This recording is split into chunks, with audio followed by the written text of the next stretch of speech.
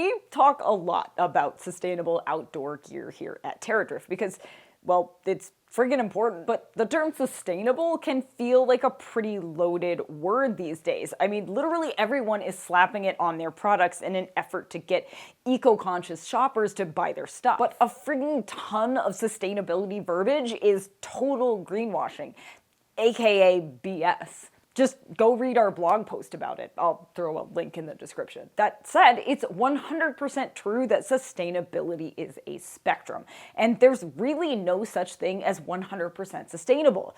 Clothing and gear can be more sustainable, they can even be supremely sustainable. But the fact is that everything that's manufactured leaves a footprint of some kind, sometimes a stupid huge one. I mean, textile waste in the outdoor industry alone is a massive issue. Now, I'm not saying we should all just lay down and let the earth reclaim our bodies or anything like that. I mean, that's some Avengers Infinity War level nonsense right there, and that's just stupid. The concept and the movie. Sorry if you disagree. I just made a lot of enemies. You are entitled to your opinions about superhero movies. And if you like them, we can still be friends. But that's not the point. The point is to learn how to identify clothing and gear that's actually more sustainable and how different sustainability can look from brand to brand or even item to item. So buckle up, because we're diving into practices and verbiage that's slapped all over products and web pages these days. So the next time you see the Bluesign logo on a jacket or are considering buying from a new brand, you know what the heck all that mumbo jumbo means. Starting with one of the most common terms used to describe sustainable gear. Recycled. Now, generally, we're thrilled to see more and more products hit racks that are made with recycled content, because it means more waste is being diverted from landfills to be broken down and repurposed into something else, like a jacket or a tech shirt or duffel bag. And stuff made from recycled materials generally has a much smaller carbon footprint than gear made with virgin materials. But just because something says recycled materials doesn't mean the whole thing is made of recycled materials. So check the tag, or in the case of RAB gear, the material facts label on the product pages online to see what percentage of the materials are recycled. The higher the number, the better. Also keep in mind that there's pre-consumer recycled waste, also known as post-industrial, as well as post-consumer. Pre generally means scraps and such from factory floors are collected and repurposed, which is good, but not quite as good as post, which utilizes and reduces the amount of plastic waste already in the waste stream. Some brands like Opolis Optics, which makes rad sunnies and ski goggles, even collect plastic from oceans and landfills, which effectively cleans natural spaces while making products out of more responsible materials. So if you see the term recycled, check not only the content, but where the plastic used came from. If the brand doesn't specify at least one of those things, it might be greenwashing. Next up is the term Bluesign, which is often followed by the words materials, certified, or approved. Bluesign is a designation that has to do with manufacturing and materials. It's an independent verification system that guarantees the highest degree of assurance to consumers and ensures that the products were manufactured with responsible use of resources and the lowest possible impact on people and the environment. It's a more holistic verification system used by industries and brands to test and certify that their fabrics, processes, and more adhere to a higher, cleaner, more responsible standard.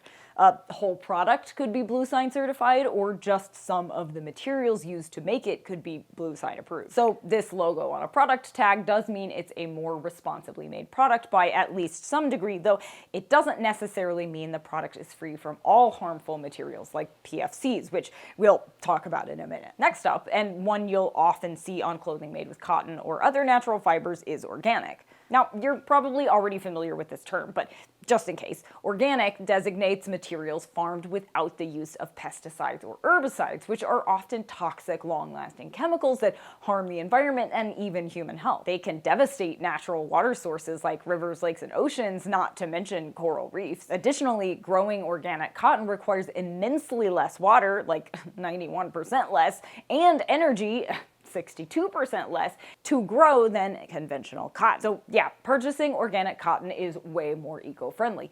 Bonus if it's Global Organic Textile Standard or GOTS certified, which takes organic one step further. That's because certification stipulates strict requirements throughout a product supply chain for both ecological and labor conditions in textile and apparel manufacturing using organically produced raw materials like cotton or hemp. So if organic is good, GOTS is better. Then there's carbon neutral, which is a pretty loaded term. So when a brand or company claims to be carbon neutral, it means they've offset 100% of the carbon emissions they produce.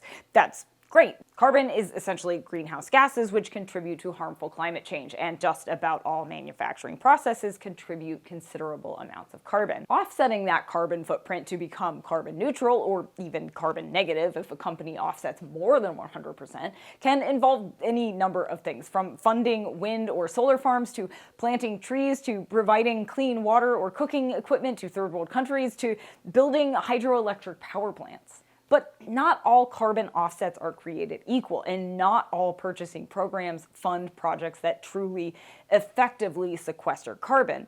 It's another segment of the industry where there's a lot of greenwashing. Also, it's stupid easy to get online and purchase carbon offsets. What's harder is actually reducing your footprint so there's less to offset. So if a brand claims to be carbon neutral, check to see if A, they're funding reputable offset programs that are doing measurable good, and B, the brand is also working toward reducing their carbon output. A brand with a climate neutral certified logo does tend to mean the brand is reducing in addition to offsetting. Another term you'll see on a lot of natural fibers, but also on more and more synthetic materials like TPU, is biodegradable. Now, this is another tricky one. At its core, biodegradable means that given enough time and the right conditions, the product will eventually break down into natural, non-polluting materials, which means less junk piling up in landfills and contributing greenhouse gases. And that's awesome.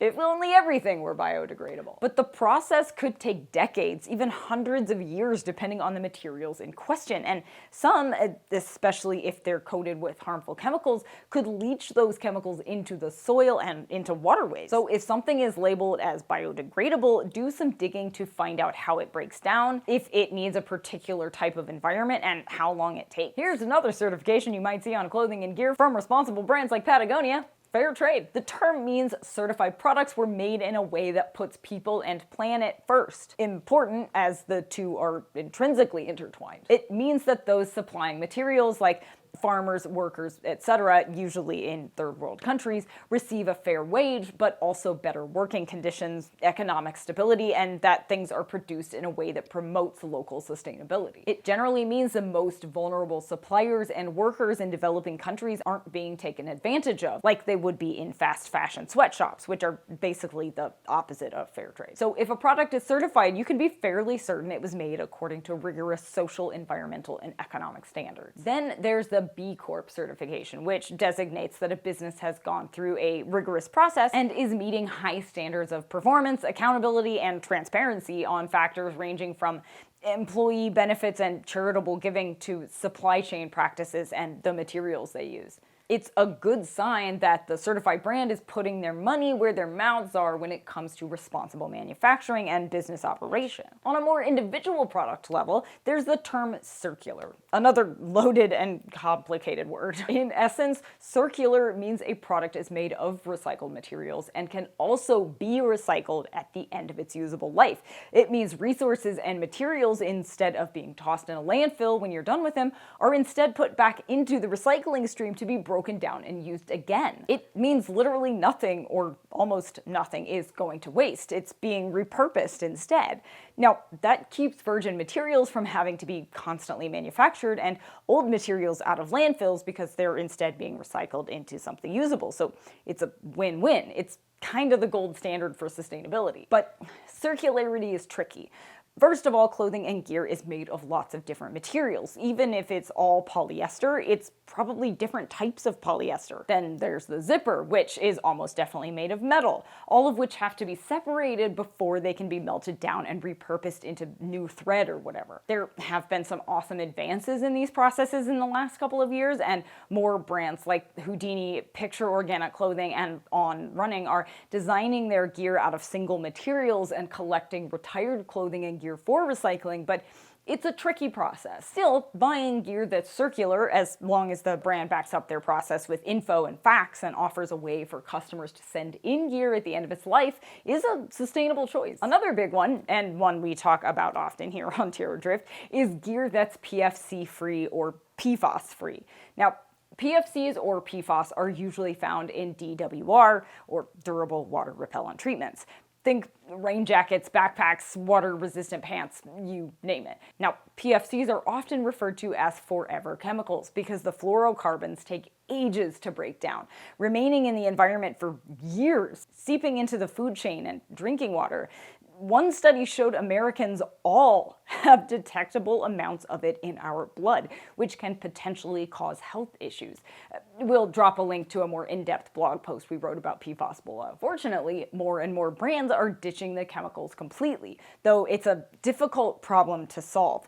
So when shopping for just about any kind of gear, from shoes to gloves to hats, look for brands and gear that advertise that they use PFC or PFAS-free DWR treatments. Okay, so here's what I'm going to touch on because I know some of you out there want to know, even though we don't personally use down products because we're vegan. It's RDS certified down. That stands for Responsible Down Standard. You'll sometimes see it on products like jackets or sleeping bags that contain down as a sign that it's more sustainable. But honestly, most of what that means is just that ducks and geese are dead before their down or feathers are harvested, as in the animals aren't live plucked. Now, that's great, but personally, I don't want to be the direct cause of a living thing's death, so I avoid down completely. But if you opt to buy it from time to time, I think it's important to be aware of what the certification actually means, and to know that if you do buy down, looking for brands that use recycled down is way more sustainable than RDS certified down, especially from an animal welfare perspective. Wool involves a similar dilemma for many. Yes, it's a natural fiber, but sheep have been bred to produce too much wool and then are often abused and injured, or even mulesed, a horribly painful practice during shearing. Not always, of course, but if you do choose to wear wool, you can look for items labeled as Responsible Wool Standard, or RWS, an organization that helps improve the welfare of sheep, or better yet, look for products made with recycled wool. Somewhat related is leather. Now, some might argue that leather is natural and biodegradable and super durable. And while that last one is pretty true, leather is not only a product of the animal agriculture industry, one of the largest, if not the largest contributor to greenhouse gases on the planet, the tanning process is also highly toxic and extremely water intensive. Some brands are finding better, cleaner ways to prepare animal hide, but on the whole, it's an incredibly dirty and toxic industry. As is a lot of clothing dyeing that happens, which is why we love undyed gear so much. But if white isn't your thing, you can look for solution dyed or naturally dyed products that are less polluting and require less water. But certifications aren't the end-all be-all when it comes to sustainability. After all, a lot of these certifications take a crazy amount of time and money to earn, and a lot of small brands simply can't pay. So whether or not you see certifications, do a little extra research into the brands themselves, which can also help you uncover if any of the things they're claiming about their gear being sustainable is actually just greenwashing, or if it's true. Outdoor brands that are truly making a concerted effort will likely talk about it on their website or social media. Look to see if they share annual reports or sustainability studies from past years on their website. Look to see if they share measurable impacts or progress reports. Research how they're innovating in order to create less waste or to reduce their footprint, or how they support the people who manufacture their products. You can also look for brands that make gear in the USA, which drastically reduces the footprint of transportation costs overseas, or brands like Cotopaxi that offer whole lines of products made from other brands' leftover scrap fabric that would otherwise end up in a landfill.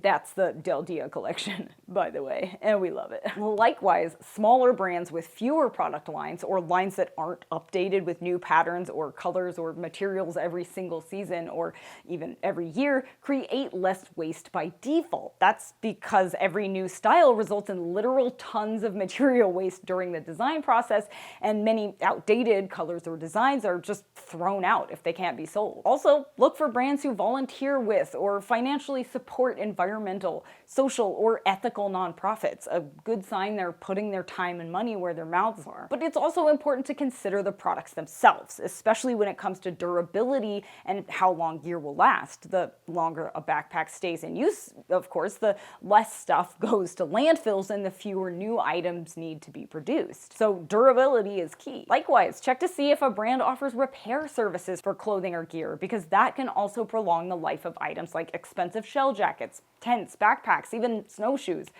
Rafa, for example, automatically sends matching patches with every piece of cycling clothing they sell in order to empower customers to repair instead of replace. And remember, the most sustainable clothing and gear is used clothing and gear, so don't be afraid to shop at used gear stores or thrift stores or on used gear sites online like REI or Gear Trade. Then make your dang gear last. We'll drop a link to the videos we've done on washing and repairing your gear below, because we want to keep that stuff out of a landfill for as long as possible, you know what I'm saying? Obviously, there's so much that goes into determining if an outdoor brand or specific piece of gear is sustainable. And there's plenty more I didn't even touch on. And yeah, takes a bit of research sometimes to figure out what's what and what's greenwashing. But if you care about protecting the places you recreate, I think it's worth it. So ask the hard questions. Think critically. Don't overconsume, by which I mean buy stuff you don't need just because it's cool and new. And remember that sustainability is a spectrum. No brand or product is perfect, neither are we as consumers. What's important is progress, that we're constantly trying to be better even though we'll never reach perfection. It's a lot, I know, but follow us on all of our social channels. We're at Terradrift on Instagram, Facebook, and Twitter for even more sustainable gear reviews, tips, and tricks. Hit subscribe and ring that bell so you don't miss any more sustainable gear updates. And if you really want to get involved, consider joining our Patreon at patreon.com/Terradrift. Then check out terradrift.com for even more written content about sustainable outdoor gear, tips and tricks, even destinations. Then get out there, shop as sustainably as you can, and wander on. Because the more you know. I don't know, that's supposed to end somehow. And knowing is half the battle. And knowing is half the battle. What's that even from? I don't know. G.I. Joe. Thanks for that tip, G.I. Joe. He's not wrong. Now I know. And knowing is half the battle. G.I. Joe!